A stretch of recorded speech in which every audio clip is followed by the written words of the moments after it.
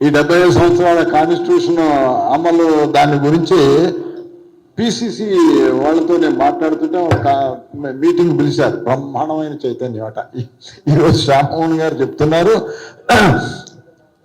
బ్రహ్మాండమైన చైతన్యం సార్ అన్నారు. చైతన్యం రావడానంటే నేను మాట్లాడినాను కాదు, మేము ఉన్నాం అనేటువంటి భావన కలిగింది బీసీలు. ఇంతకుముందు మేము ఉన్నామంటే ఆ దొర ఏదో చూడయ్యా అని అనేది పోయి ఎందుకు ఏమయ్యా మేం కాదా, మేము లేవా, మాకు లేదా అంటున్నారు.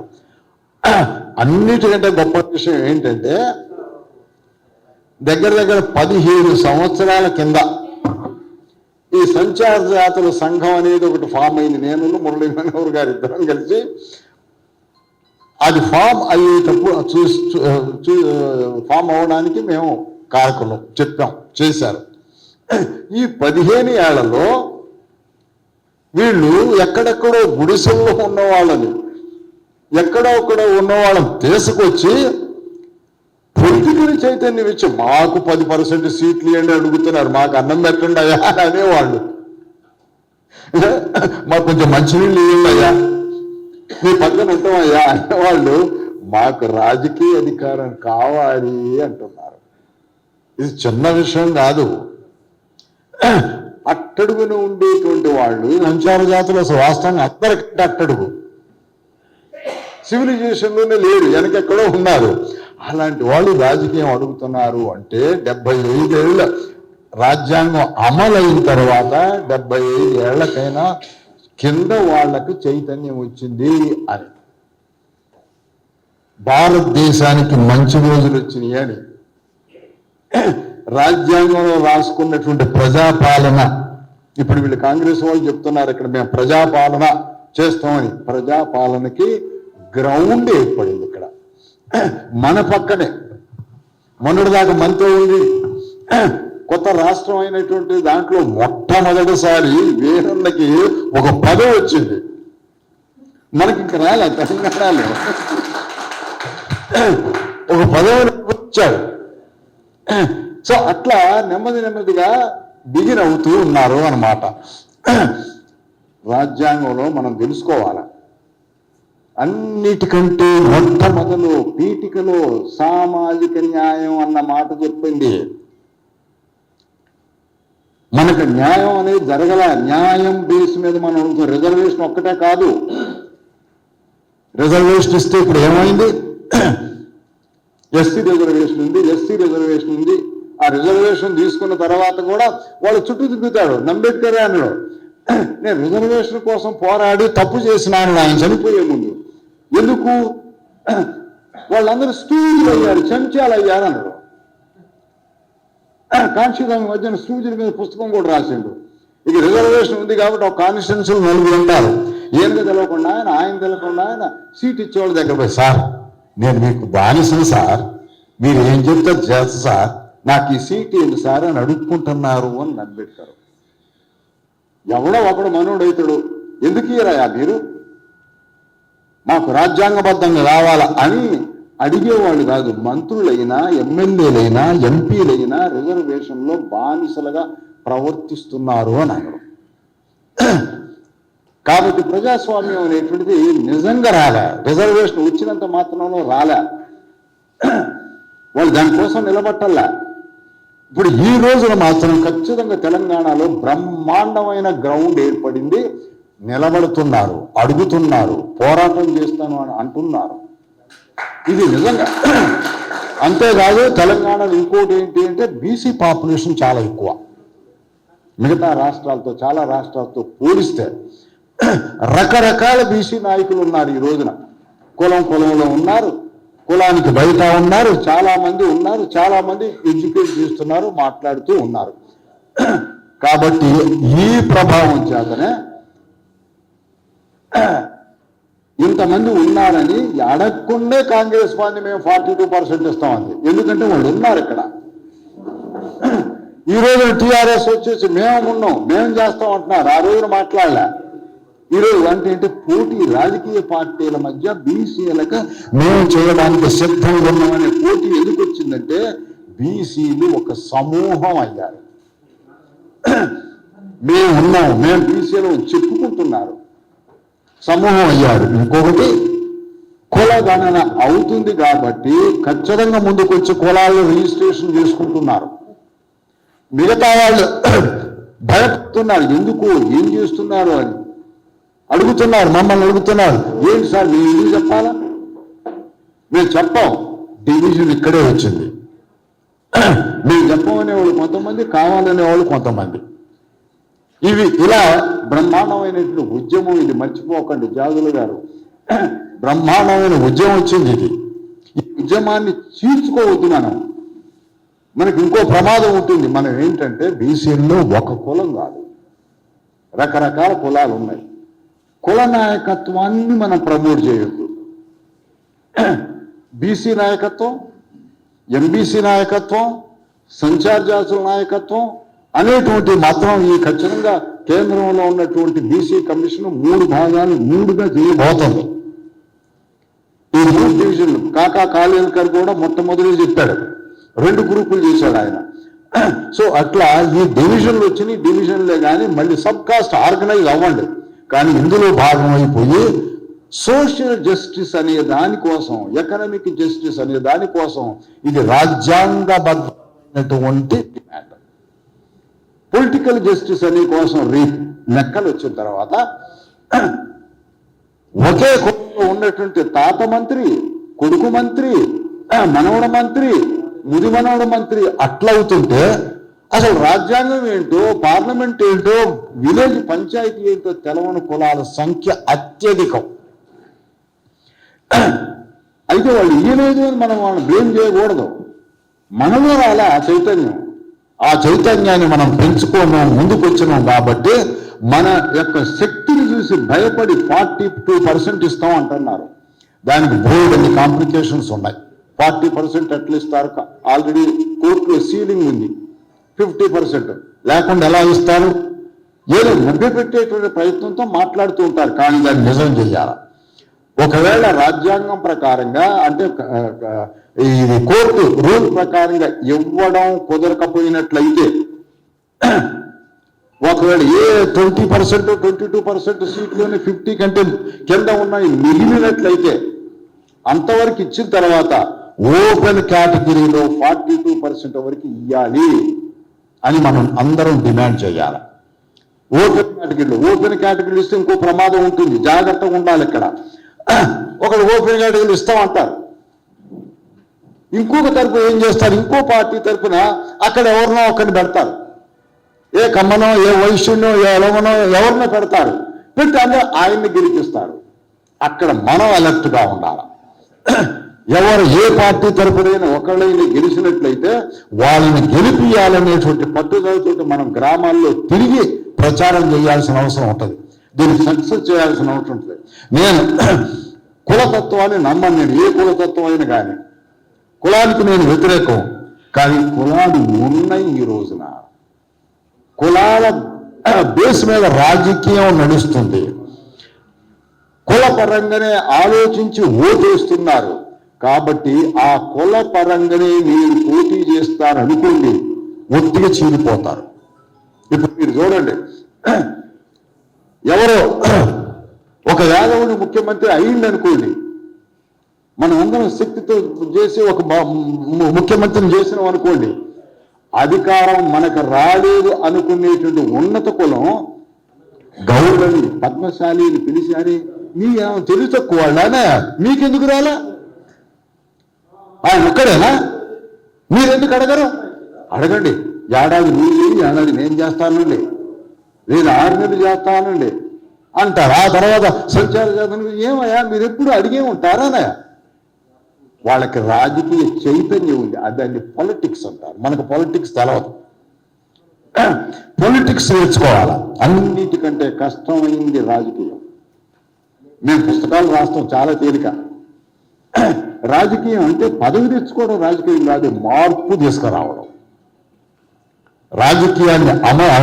రాజ్యాంగాన్ని అమలు చేయడం, కొత్త వ్యవస్థను నిర్మించడం రాజకీయం అంటే.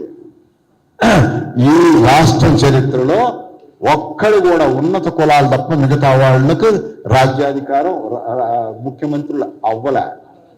అంటే అంత ఇదిగా ఆర్గనైజ్ అయ్యి ఉన్నారు, వీళ్ళకి ఆర్గనైజ్ అవ్వలే. వీళ్ళలో బానిసత్వం ఉంది.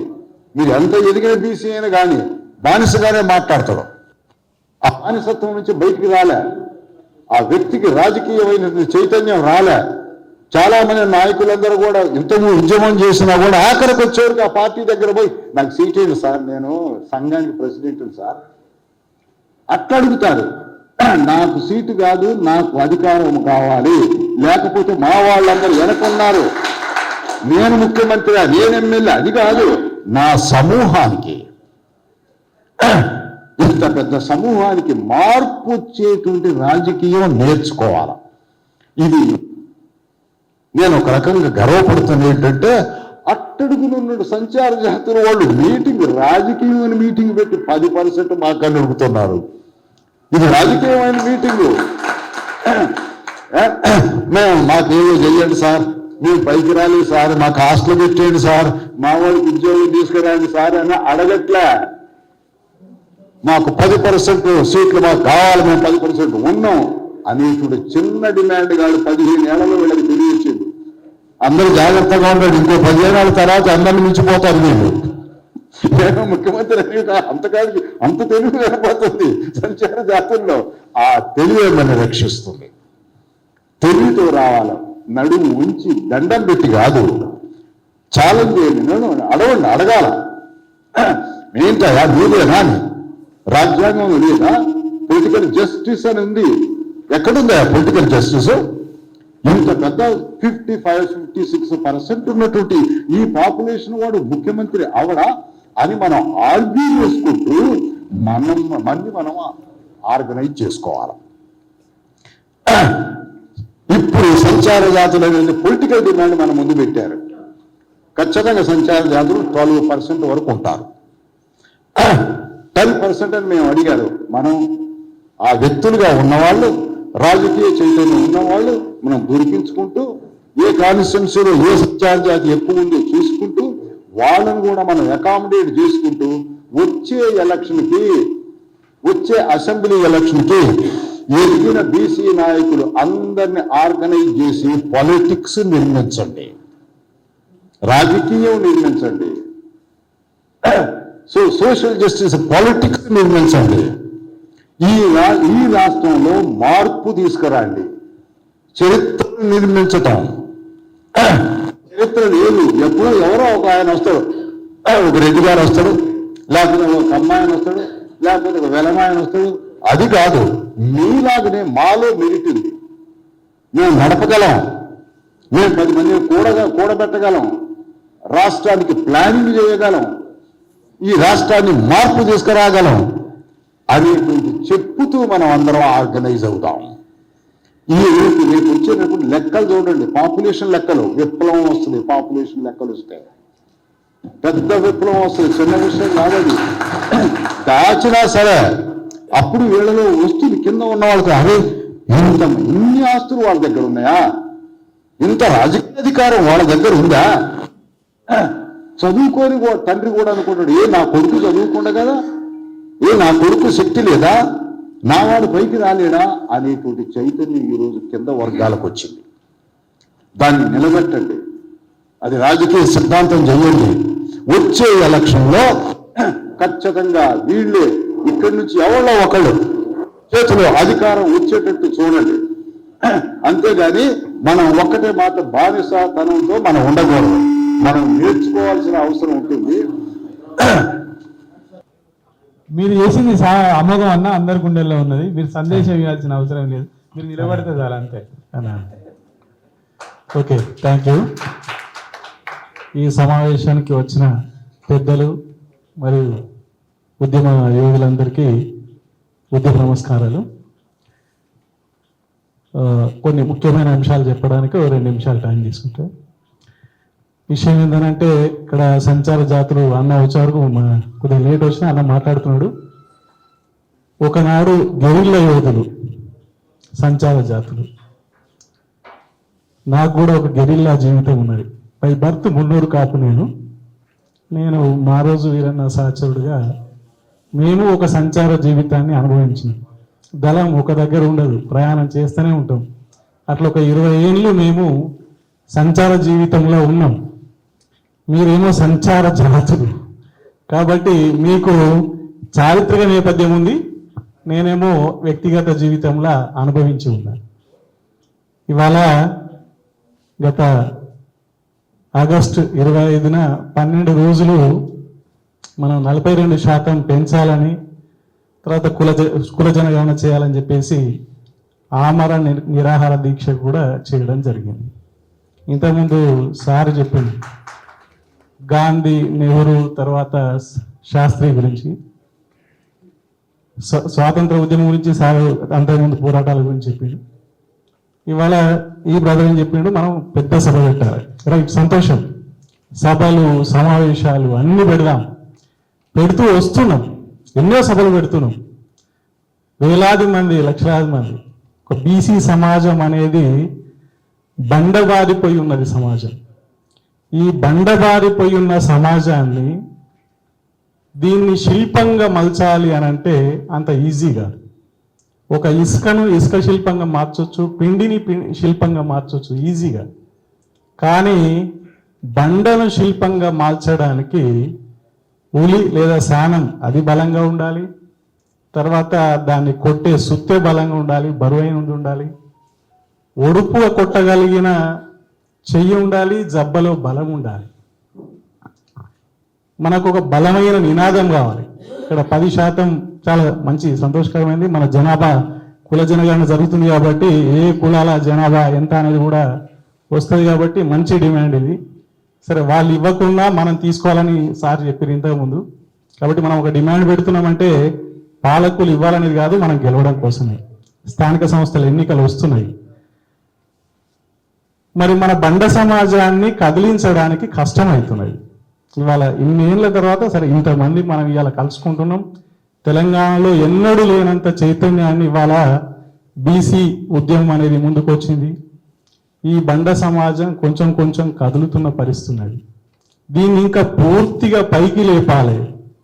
ఈ శిలను శిల్పంగా మలచాలి. ఇసుక సమాజాన్ని లేదా పిండిని శిల్పంగా మార్చితే దాన్ని చెదరగొట్టడం కూడా శత్రువుకి ఈజీ. కానీ బండ సమాజమైన మన బీసీ సమాజాన్ని శిల్పంగా మలచగలిగితే చాలా శక్తి అవసరమవుతుంది. కానీ దాన్ని చెదరగొట్టడం శత్రువు వల్ల కాదు అనేది మనం అందుకోసమని గత ఉద్యమాల అనుభవాలు మనం తెలంగాణ ఉద్యమంలో మనం అంతా భాగస్వాములమైనాం. మనకు సోదర ఉద్యమం కళ్ళాడ చూసినాం, మాదిగ దండోర ఉద్యమం.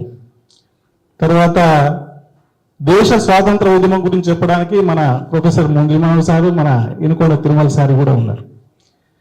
ప్రతి ఉద్యమంలో సీరియస్గా తీవ్రమైన ఉద్యమాలు చేస్తే కానీ ఒక చిన్న మార్పు రాదు, ఒక ఎంటుకంత మార్పు రాదు. కనుక సభలు, సమావేశాలు ఎడ్యుకేషన్ పాయింటే కానీ మన బల ప్రదర్శన ఓకే కానీ అంత మాత్రంతో ఈ సమాజాన్ని మార్చడం కష్టం అవుతుంది. ఎందుకంటే స్వాతంత్ర ఉద్యమం అంటే స్వాతంత్రం కోల్పోయింది 200 సంవత్సరాలే. అప్పటికి తెలంగాణ కోల్పోయింది ఒక 60 సంవత్సరాలే. కానీ ఈ దేశంలో నిచ్చెన మెట్ల కుల వ్యవస్థ అనేది ఏర్పడ్డ నాటి నుండి మధ్యస్థ కులాలుగా బీసీ సమాజం బండబారిపోయి ఉన్నది. 3000 సంవత్సరాల చరిత్ర ఉన్నది. ఈ 3000 సంవత్సరాల చరిత్రను అంత కాలాన్ని మనం వెనక్కి దింపాలి, మనం ఒక సమసమాజం వైపు పోవాలంటే. కాబట్టి ఎంత బలాన్ని ప్రయోగించాలి మనం అంటే స్వాతంత్ర ఉద్యమం కంటే, తెలంగాణ ఉద్యమం కంటే, మన సోదర మాదిగ దండోర ఉద్యమం కంటే. మాదిగ దండోర ఉద్యమం ఒక మాల మాదిగల పంచాయతీ, 2 కులాల మధ్యన పంపిణీ. అది పెద్ద సమస్య కాదు పాలకవర్గానికి పంచడానికి. దానికే 30 సంవత్సరాలు బట్టి ఇంకా కాలేదు, ఇంకా నడుస్తున్నది. తెలంగాణ ఉద్యమం ఒక ప్రాంతం ఇంకో ప్రాంతం నుంచి విభజించమని కోరితే అదేమి బ్రాహ్మణీయ పాలక వర్గాలకు పెద్ద సమస్య కాదు, వాళ్ళకు వచ్చే ఇబ్బంది ఏం లేదు. కానీ దాన్ని పంచడానికి కూడా ఎన్నో త్యాగాలు, నిరాదీక్షలు, ఆత్మ బలిదానాలు, జైళ్ళు, చిత్రహింసల పాలైన. స్వాతంత్ర ఉద్యమం వాడు విదేశీ అని ఐడెంటిఫై అయినోడు విదేశీయుడు అని తెలుసు మనకు. కాబట్టి దాన్ని వెళ్ళగొట్టడానికి ఒక 50-60 సంవత్సరాల పోరాటం జరిగింది. కానీ మన నెత్తిలో ఉండి విదేశీ ఎవడైతున్నాడో బ్రాహ్మణీయ పాలక వర్గాలు, వాడు విదేశీ అని మన ప్రజలకు తెలియదు. ఒక బ్రాహ్మణుడు వచ్చిండు అనగానే పూజారి రూపంలో వస్తే ఇంతమందిని కాదని మన వాళ్ళందరూ అతనికి గౌరవించే పరిస్థితి మన సమాజంలో ఉంది. అల్లూరి సీతారామరాజు ఎప్పుడో చిన్నప్పుడు వాళ్ళ నాయనతో పోతుంటే తెల్లోడు వస్తే లేచి నమస్కారం పెట్టగానే నాయన ఇంటికి పోయిన తర్వాత కొట్టినాడు, ఎందుకు పెడతావు రాదు నమస్కారం అని చెప్పేసి. ఇవాళ బ్రాహ్మణిజం మీద మన వాళ్ళు అట్లాంటి తిరుగుబాటు చేయాల్సిన అవసరం ఉన్నది. కనుక భావజాల యుద్ధం, అట్లనే స్వాతంత్ర సమరంలో ఉన్నటువంటి పాజిటివ్ అంశాలు, గాంధీ ఆమరణ దీక్ష నాకు స్ఫూర్తి. నేను యాక్చువల్గా గెరిల్లా అంటే సాయుధ యుద్ధంలో పనిచేసిన, కానీ గాంధీ, భగత్ సింగ్ ఇట్లాంటి వాళ్ళందరి ఆమరణ దీక్షలు, మన సోదరుడు మందకృష్ణ మాది అన్న ఆమరణ దీక్ష, తర్వాత కేసీఆర్ ఆమరణ దీక్ష. ఆమరణ దీక్ష అనేది ఒక బలహీనుడు బలవంతుడిపై చేయగలిగిన నైతిక పోరాటం. అది మనం చేయడం ద్వారా రెండు జరుగుతాయి. ఒకరిని మనం నైతికంగా బలహీనపరచగలుగుతాం, ఇంకోవైపు మన సమాజాన్ని మేల్కొలగలుగుతాం అనే ఉద్దేశంతో మేము ఆమరణ దీక్ష చేయడం జరిగింది. ఇదే ఆలోచనతోటి ఈ చిన్నగా తెలంగాణ రాష్ట్రంలో ఒక చిన్న అంశం కుల జనగణన అనుకుంటే అది రాజ్యాంగబద్ధం కాదు, అది కేంద్ర జాబితాలది జనగణన అంశం. రేపు జనవరి నుంచి రాబోతున్నది, దేశవ్యాప్తంగా జనగణన జరుగుతున్నది, దాంట్లో కులగణన చేర్చాలి అనే దానికోసం కూడా మనం ఇవాళ తెలంగాణలో మనం చేసిన పోరాటాల స్ఫూర్తితోటి ఢిల్లీలో కూడా ఎటువంటి పోరాటాలు చేయాలి, ఆమరణ దీక్షలు జరగాలి, గాంధీ ఆ పద్ధతిలో మనం చేయగలిగితే, కనీసం స్వాతంత్ర ఉద్యమ స్ఫూర్తితో మనం పోరాటం చేయగలిగితే మనం పెద్ద ఎత్తున, ఇప్పటికిప్పుడు మనం గెరిల్లా నేపథ్యం ఉన్న గెరిల్లా పోరాటాలు చేయగలిగిన పరిస్థితి లేదు, అంత అవసరం కూడా లేదు. కనుక మనం దేశవ్యాప్తంగా తెలంగాణ వల్లనే కుల జనగణన జరిగే విధంగా మన సంచార జాతులు ఒక మిలిటెంట్ అనుభవాలు కలిగిన కులం, మీరందరూ కూడా ముందు ఉండాలి, నేను సిద్ధం అని చెప్పేసి మీతో పాటు నేను కూడా పోరాటానికి సిద్ధం అని చెప్తూ నాకు ఇచ్చిన అవకాశాన్ని కొంచెం ఎక్కువ టైం తీసుకున్నందుకు క్షమించగలని కోరుకుంటూ వినవచ్చు. ఈ సోమాజిగూడ ప్రెస్ క్లబ్ సాక్షిగా, ఇంతమంది మహనీయుల సాక్షిగా ప్రభుత్వానికి ఇక్కడ నుండి ఒక మంచి సందేశాన్ని పంపుతున్నటువంటి మా సోదరులు తిప్పిరిశెట్టి శ్రీనివాస్ గారు, నరేందర్ గారు, సభా వేదికపై ఉన్నటువంటి పెద్దలు, తొలి శాసన సభాపతి సిరికొండ మధుసూదనాచారి గారు, మాజీ మంత్రివర్యులు శ్రీ శ్రీనివాస్ గౌడ్ గారు, పెద్దలు ఆచార్య మురళీ మనోహర్ గారు, బీసీ సంక్షేమ సంఘం అధ్యక్షులు శ్రీ జాజుల శ్రీనివాస్ గౌడ్ గారు, గౌరవనీయులు శ్రీ చిరంజీవులు గారు, తాడూరు శ్రీనివాస్ గారు, వీరన్న గారు, ప్రొఫెసర్ తిరుమల గారు, ఈ సభా వేదికలో ఉన్నటువంటి మహనీయులు అందరికీ కూడా నా నమస్కారం. మనకు స్వాతంత్రం రాకముందు, స్వాతంత్రం వచ్చిన తర్వాత కూడా ఎప్పటికీ అన్యాయం జరుగుతూనే ఉన్నది. అన్యాయాన్ని ఏదో ఒక పద్ధతిలో మనం ప్రతిఘటన చేస్తూనే ఉన్నాం. కానీ ఎందుచేతనో ప్రభుత్వాలకి ఇది అర్థం కావడం లేదు. మీ వర్గాల నుండి ఎదిగినటువంటి నాలాంటి వాడు ఆ స్థానంలో కూర్చొని ఎప్పటికప్పుడు మనందరి సమస్యలను వివిధ నివేదికల రూపంలో ప్రభుత్వాలకు అందించే ప్రయత్నం చేసినప్పటికీ అవేవి కూడా సఫలీకృతం కాలే. అందుకోసమే ఒక నిర్ణయానికి వచ్చిన, ఇక ఏ రాజకీయ పార్టీలు ఉండేది లేదు, ఎవరి కండువా కప్పుకునేది లేదు, మీ కండువానే కప్పుకొని మీతోనే తిరగాలని చెప్పి. ఎందుకంటే ఇవాళ మనం స్వాతంత్రం రాకముందేమో నేరస్థ తెగలన్నారు, స్వాతంత్రం వచ్చిన తర్వాత కూడా ఒక రకమైన తెగలన్నారు. ఎప్పటికీ తెగలమే మనం. అసలు తెగులు పట్టింది ఎవరికి? మనల్ని తెగలంటున్నటువంటి వాళ్ళకి తెగులు పట్టింది.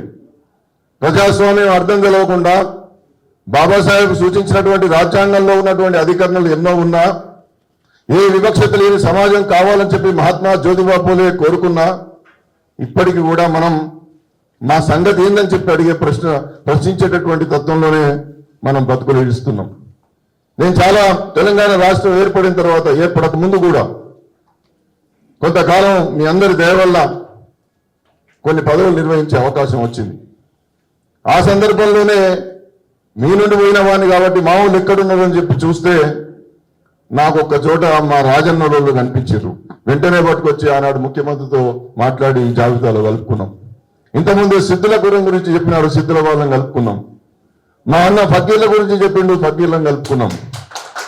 తెలంగాణ రాష్ట్రం వచ్చిన తర్వాత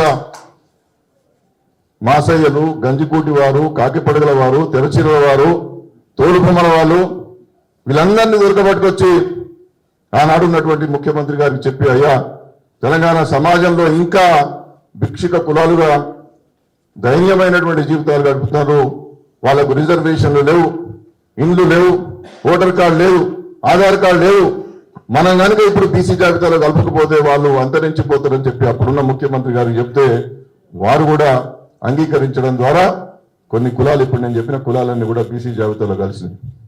ఇక్కడ వరకు బాగానే ఉన్నది. మరి వాళ్ళ డిక్లరేషన్లు వచ్చినాయి. డిక్లరేషన్లో ఏం చెప్పబడ్డది?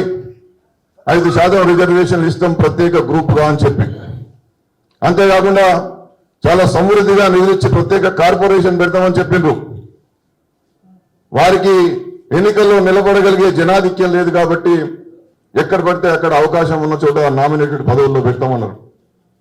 విమర్శల కోసం విమర్శలు చేయడం కాదు, కానీ ప్రజల ముందు హామీ ఇచ్చి ఒక డిక్లరేషన్ ప్రకటించిన తర్వాత ఆ డిక్లరేషన్ లో ఉన్నటువంటి దశల వారీగా క్రమక్రమంగానైనా పరిష్కరించే ప్రయత్నం ప్రభుత్వం వైపు నుండి జరగాలి.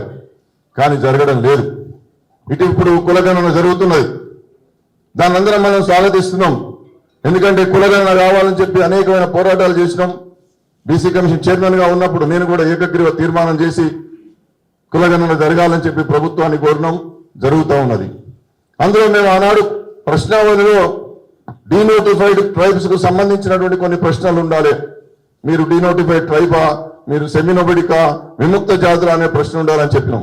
మురళీ మనోహర్ గారు, తిరుమల గారు, సింహాద్రి గారితో, పిఎల్ విశ్వేశ్వరరావు గారితో కూర్చొని మాట్లాడిన తర్వాత అవన్నీ సిఫారసు చేస్తే తొలి దశలో ఆ ప్రశ్నలోనే తర్వాత ఇవాళ ప్రశ్నావళిలో మన ప్రశ్న లేదు. కారణం ఏమిటి? వాళ్ళ డిక్లరేషన్ లో 5% రిజర్వేషన్ ఇస్తామన్నారు. 5% ఎలా ఇస్తున్నారు? ప్రత్యేకంగా ఈ డీనోటిఫైడ్ ట్రైబ్స్ ను, సెమీ నంబర్డ్ ట్రైబ్స్ ను గుర్తించి ఇస్తామన్నారు. ఎట్లా గుర్తిస్తారు? బీసీ ఏ జాబితాలో ఉండవచ్చు, కానీ నువ్వు డీనోటిఫైడ్ ట్రైబ్ అని అడగడంలో ఆ ప్రశ్నకు తప్పే ఉన్నది. ఇవాళ ఆ ప్రశ్నను తొలగించడం జరిగింది. పెద్దలు వారంతా ఉంచమని చెప్పారు. మురళీ మనోహర్ గారు కానీ, సింహాద్రి గారు కానీ వాళ్ళంతా చెప్పినారు. వాళ్ళు అయినప్పటికీ ఆ ప్రశ్న తొలగించడం జరిగింది. సరే, ఎన్నో ప్రశ్నలు ఉన్నాయి, గోప్యతకు భంగం కలిగే ప్రశ్నలు ఉన్నాయి. ఇవన్నీ ఎన్ని ఉన్నా సర్వే జరగాలి. దీనికి మనం అడ్డుకోవడం మంచిది కాదని చెప్పి మనం ఎక్కడ మాట్లాడలేదు. ఇవాళ సర్వే జరుగుతూ ఉన్నది. హైదరాబాద్ లో ఎంత మేరకు జరిగిందో మనకు తెలియదు. సర్వే జరగకూడదు అనేటువంటి దాంట్లో మేము వ్యతిరేకం, సర్వే జరగాలనే దాంట్లో మనం అందరం ఉన్నాం. మరి వాళ్ళ హైదరాబాద్ లో ఎంత సర్వే జరిగింది? ఇప్పటికే 92%, 95% అయింది అంటున్నారు. నిజమేనా? కాబట్టి ఈ వేదిక నుండి ప్రభుత్వాన్ని కోరేది ఏంటంటే 92, 93 అని ఊరికేనే మాటలు చెప్పడం కాదు, నిజంగా 100% చేయాలి. ఇంటింటికి పోవాలి. ఇవాళ నా ఇంటికి రాలే, హైదరాబాద్ లో నా ఇంటికి రాలే, హుజరాబాద్ లో నా ఇంటికి రాలే. 100% ఎలా అవుతుంది? 90% ఎలా అవుతుంది? కాబట్టి ప్రభుత్వానికి నిబద్ధత ఉంటే ఖచ్చితంగా 100% పూర్తి చేయాలి. ప్రతి ఇంటింటికి పోవాలి. ఇంతకుముందు కూడా ఒక మీటింగ్ లో నేను చెప్పిన, ఒకవేళ కనుక ఇంటింటికి పోకపోతే, ఒకవేళ కనుక దేవాల కిందనో చెట్ల కిందనో ఉన్నటువంటి మా సంచార కులాలకు సంబంధించినటువంటి అన్నదమ్ముల ఇళ్లలో పోకపోతే వీళ్ళందరినీ ప్రోగు చేసి హైకోర్టుకు వెళ్ళి మేము ఇంటింటి సర్వే జరిగేటట్టు చేసుకుంటామనేటువంటి విషయాన్ని కూడా నేను పత్రికాముఖంగా మీ అందరి ముందు మాట్లాడుతూ ఉన్నా.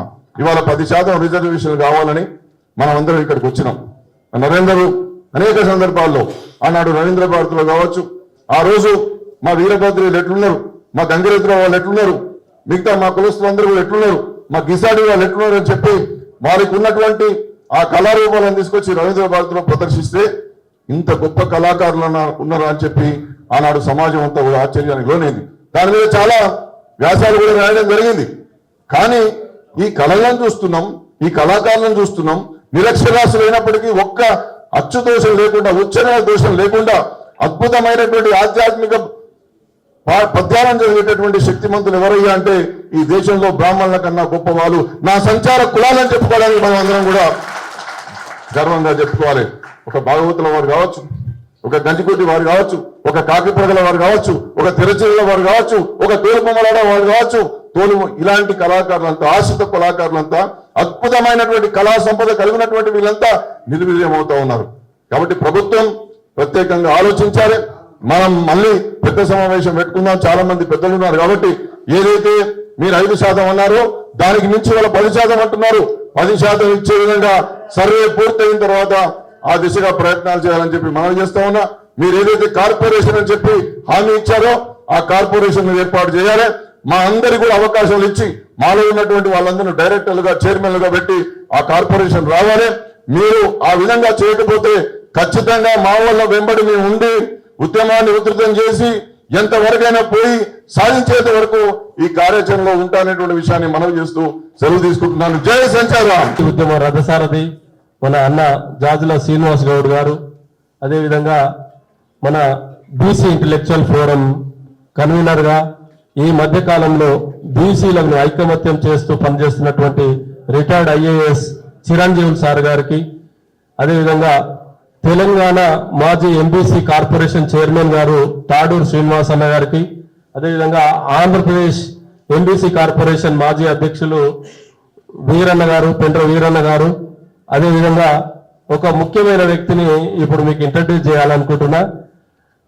గంగాధర్ గారు, మదనం గంగాధర్ గారు డిఎస్పీగా వాలంటరీ రిటైర్మెంట్ తీసుకొని మన సంచార జాతుల బిడ్డ, సంచార జాతులకు గుర్తింపు తీసుకురావాలంటే రాజకీయాలే మార్గమని వాలంటరీ రిటైర్మెంట్ తీసుకొని 12 సంవత్సరాలు ఇంకా వాళ్ళ సర్వీస్ ఉన్నప్పటికీ కూడా వాళ్ళు వాలంటరీ రిటైర్మెంట్ తీసుకొని ఈ రోజు మన ముందుకు రావడం జరిగింది. వారికి అభినందనలు తెలియజేస్తున్నాం. రాబోయే కాలంలో ఇప్పటి వరకు సంచార జాతులల్లా ఈ రాజకీయ నాయకులు లేరు, ఒక అవకాశం ఇవ్వండి అంటే ఏమైనా సమర్థత అడుగుతారు కదా. వాళ్ళు ఉన్నత విద్యావంతులు, అదేవిధంగా మిగతా వారితో పోటీ పడగలిగే శక్తి కూడా ఉంది. రాబోయే ఎమ్మెల్సీ ఎన్నికలలో మెదక్, ఆదిలాబాద్, నిజామాబాద్, కరీంనగర్ నుంచి వారు ఎమ్మెల్యేగా పోటీ చేయాలని ఆశిస్తున్నారు, ఎమ్మెల్సీగా పోటీ చేయాలని ఆశిస్తున్నారు. కాబట్టి గ్రాడ్యుయేట్ ఎమ్మెల్సీగా వారికి అన్ని పార్టీలు మద్దతు పలికి ఒక్కసారి మా సంచార జాతులకు ఒక్కరికి అవకాశం ఇవ్వండి, ఒక్కరికి అవకాశం ఇవ్వండి. శాసన మండలిలో మా బాధలు ఏందో చెప్పుకునే ప్రతినిధి లేడు. ఆ ప్రతినిధి కొరకు మేము రిక్వెస్ట్ చేస్తున్నాం. కాంగ్రెస్ పార్టీ తప్పకుండా వారికి అవకాశం ఇవ్వాలి, మిగతా అన్ని పార్టీలు కూడా మద్దతు పలకాలి. ఒక్క అవకాశాన్ని మాకు ఇవ్వాలని మేము అడుగుతున్నాం. కాబట్టి వారిని కూడా ఈ రోజు సమావేశానికి మేము ఆహ్వానించడం జరిగింది. మా ఆహ్వానాన్ని మన్నించి వచ్చినందుకు ధన్యవాదాలు. వచ్చిన పెద్దలందరికీ కూడా ధన్యవాదాలు. అదేవిధంగా ఈ సమావేశానికి వచ్చినటువంటి మేదర్ సంఘం అధ్యక్షుడు శ్రీనివాస్ గారు, పూసల సంఘం అధ్యక్షుడు శ్రీనివాస్ గారు, జంగం సమాజం అధ్యక్షులు విశ్వేశ్వరయ్య గారు, అదేవిధంగా ఇంకా ప్రార్థి సంఘం అధ్యక్షుడు వచ్చిండు, అదేవిధంగా మన సిద్ధుల కుల సంఘం అధ్యక్షుడు వచ్చిండు, ఓడు కుల సంఘం కైలాష్ వచ్చిండు, అదేవిధంగా మన బయల్ కమ్మర్ సంఘం అధ్యక్షుడు మోహన్ గారు వచ్చారు, మందుల కుల సంఘం అధ్యక్షుడు, సంచార జాతుల సంఘం జనరల్ సెక్రటరీ మన సింగజోగి శ్రీనివాస్ గారు, ఒడ్డర్ సంఘం వ్యవస్థాపక అధ్యక్షులు ఒడ్డర్ సమ్మన్న గారు, అదేవిధంగా ఈ సమావేశానికి అధ్యక్షత వహిస్తున్నటువంటి గోత్రాల కుల సంఘం రాష్ట్ర అధ్యక్షులు మన తిపిల్ శెట్టి శ్రీనివాస్ గారు, అదేవిధంగా మన సోషల్ జస్టిస్ పార్టీ అధ్యక్షులు చామకూర రాజు గారు, అదేవిధంగా బీసీల కులగణన చేయాలని 12 రోజులు ఆమరణ నిరాదీక్ష చేసినటువంటి బబ్బుల సిద్ధేశ్వరన్న గారికి, అదేవిధంగా మన పూసల సంఘం వర్కింగ్ ప్రెసిడెంట్ సత్యనారాయణ గారు, అందరికీ కూడా మిగతా వాళ్ళందరి పేరు చెప్పిన వాళ్ళు అన్నగా భావించవద్దని కోరుకుంటూ ఈ సమావేశానికి మన సంచార జాతుల సంఘం వర్కింగ్ ప్రెసిడెంట్ మన వెన్నెల నాగరాజు గారు, మిగతా చాలా మంది వచ్చారు, ఇంకా తోలుబొమ్మలాటల వాళ్ళు కూడా చాలా మంది వచ్చారు. వారికి కూడా ప్రత్యేకమైన ధన్యవాదాలు తెలియజేస్తున్నాం. ఒకటే మా సంఘం ఈ రోజు యొక్క ఉద్దేశాన్ని నేను మాట్లాడాలనుకుంటున్నా సార్. ఒకటే, సంచార జాతుల ప్రజలు ఇప్పటి వరకు గత 30 సంవత్సరాలుగా స్థిర నివాసాలు లేకుండే, వాస్తవంగా 30 సంవత్సరాలుగా ఆయా ఊర్లల్లా గ్రామాలల్లా అక్కడక్కడ నివాసం ఉండి కొద్దిగా తెలుగుకి వచ్చినాం, కొంచెం 10th క్లాస్ ఇంటర్మీడియట్, ఈ మధ్య కాలంలో డిగ్రీ వరకు వచ్చినాం, అంతే తప్ప పెద్ద ఉద్యోగస్తులు కానీ, ఇప్పుడు మా గంగాధర్ గారు డిఎస్పీ స్థాయికి పోయిందంటే ఆయనే పెద్ద ఉద్యోగస్తులు ఇప్పుడు మా దాంట్లో, అంతకంటే IASలు IPSలు అసలే లేరు. ఇప్పుడు బీసీ ఏ గ్రూప్ రిజర్వేషన్ ఇచ్చినా అందులో కొన్ని సేవా కులాలను కలపడం వల్ల ఆ బీసీ ఏ గ్రూప్ రిజర్వేషన్లు కూడా మాకు అందడం లేదు. అట్లా కూడా మాకు అన్యాయం జరుగుతుంది. పంచాయతీ ఎన్నికలలో బీసీ రిజర్వేషన్లు ఇచ్చినప్పుడు అక్కడ ఎవరిని తప్పుపట్టడానికి లేదు, ఎందుకంటే ఆ బీసీలలో ఉన్న వాళ్ళ దాంట్లో మిగతా వాళ్ళతో ఎవరు పోటీ పడగలుగుతారు, ఏ కులస్తులు పోటీ పడగలుగుతారు అని చూడడం వల్ల అందులో ఉండే ప్రధానంగా కొంత ఆర్థికంగా ఎదిగిన కులాలను మాత్రమే తీసుకోవాల్సి వస్తుంది. అది తప్పుపడట్లే. కాకపోతే అందులో వర్గీకరణ చేసినట్టయితే ఇప్పుడు ఉద్యోగాలలో వర్గీకరణ ఉంది, చదువుల వర్గీకరణ ఉంది, రాజకీయాలలో కూడా బీసీలను వర్గీకరణ చేసినట్టయితే మాకు కూడా అవకాశాలు దొరుకుతాయి. అసలు ఈ ఉద్యమానికి వాస్తవంగా మన జాజుల శ్రీనివాస్ గౌడ్ గారు ఈ ఖచ్చితంగా బీసీలను వర్గీకరణ చేయాలి అని హైకోర్టులో కూడా పిటిషన్ వేసి ఇవాళ కొట్లాడుతున్నాడు. అంటే మన తరఫున సీనానికి కూడా ప్రత్యేకమైన ధన్యవాదాలు తెలియజేస్తున్నాం. మేము ఇదే కోరుకుంటున్నాం సార్, ఖచ్చితంగా పంచాయతీ ఎన్నికలలో సంచార జాతులకు ప్రత్యేకంగా ఒక 10% రిజర్వేషన్ ఇవ్వాలి. పంచాయతీ ఎన్నికలలో వార్డు మెంబర్లు, సర్పంచులు, ఎంపీటీసీలు ఇప్పటి వరకు చూడడానికి కూడా దొరకరు మా వాళ్ళు. ఎక్కడ కూడా ఒకవేళ మేజర్ ఒక ఊరు ఉంటే ఆ ఊళ్ళో ఒక సర్పంచ్ ఉండే అవకాశం ఉంది తప్ప ఎవరు బీసీలు దొరకని పక్షంలో వెతికితే సంచార జాతులలో ఏదో ఒక కులానికి అవకాశం దొరుకుతుంది.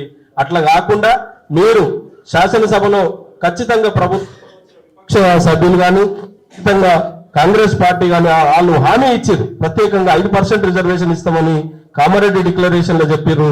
దాని ప్రకారంగానైనా ఖచ్చితంగా మాకు పంచాయతీ ఎన్నికల్లో చదువు విద్యా ఉద్యోగాలలో కూడా సంచార జాతులను ప్రత్యేక గ్రూప్ చేయాలని మేము రిక్వెస్ట్ చేస్తున్నాం. అది ఈ పంచాయతీ ఎన్నికల్లో వచ్చే పంచాయతీ ఎన్నికలలో కూడా ఖచ్చితంగా మాకు మా జనాభా నిష్పత్తి ప్రకారం మాకు అవకాశం కల్పించాలని ప్రభుత్వాన్ని విజ్ఞప్తి చేస్తూ, ఇంకొక విషయం సార్, కులగణన రాష్ట్ర వ్యాప్తంగా జరుగుతుంది. ఇప్పుడు మన మాజీ చైర్మన్ గారు చెప్పారు 80% అయింది, 90% అయింది అంటారు. ఈ ఎన్యూమరేటర్స్ ఇంటి నెంబర్లు ఉన్న ఇంటికాడికి మాత్రమే పోతురండి. సంచార జాతులు ఇప్పటికి ఊరు బయట గుడిసెలు వేసుకొని నివాసం ఉంటున్నాం. ఇంటి నెంబర్ లేదు కాబట్టి మిమ్మల్ని జనాభా లెక్కలకు తీసుకోమంటే అది ఎక్కడ న్యాయం? మేము ఈ దేశ పౌరులం కామా? మమ్మల్ని మరి ఇంతవరకు గుడిసెలలో ఉంచిన గుడిసెలలో ఉండడానికి కారణమైన ప్రభుత్వాలు బాధ్యులు కానీ మేము కాము కదా. మరి గుడిసెలల్లో ఎవరైతే ఇంటి నెంబర్ లేకుండా ఉన్న వాళ్ళని కూడా ఖచ్చితంగా ప్రభుత్వం ఎన్యూమరేటర్స్ పంపించి జనాభా లెక్కలు చేయాలని మేము రిక్వెస్ట్ చేస్తున్నాం. అది జిల్లా సంఘాల అధ్యక్షులు కూడా మీరు అందరు కూడా ఎక్కడెక్కడ మనోళ్ళు గుడిసెలలో మీరు అక్కడ మండల కమిటీలను, జిల్లా కమిటీలను అలర్ట్ చేసి మీరు అందరు కూడా చర్యలు అక్కడ పోయి ఖచ్చితంగా మన గుడిసె వరకు వచ్చేంత వరకు ఎన్యూమరేటర్స్ ని పట్టుకొని అయినా సరే తీసుకొచ్చి అయినా రాపియాలి. ప్రభుత్వాన్ని కూడా మీరు అందరు కూడా ప్రభుత్వాన్ని కూడా ఇది డిమాండ్ చేయాలని ఇక్కడికి వచ్చిన పెద్దలందరినీ కూడా రిక్వెస్ట్ చేస్తున్నా. నాకు ఈ అవకాశం ఇచ్చినందుకు ధన్యవాదాలు తెలియజేస్తూ ముగిస్తున్నా. Thank you.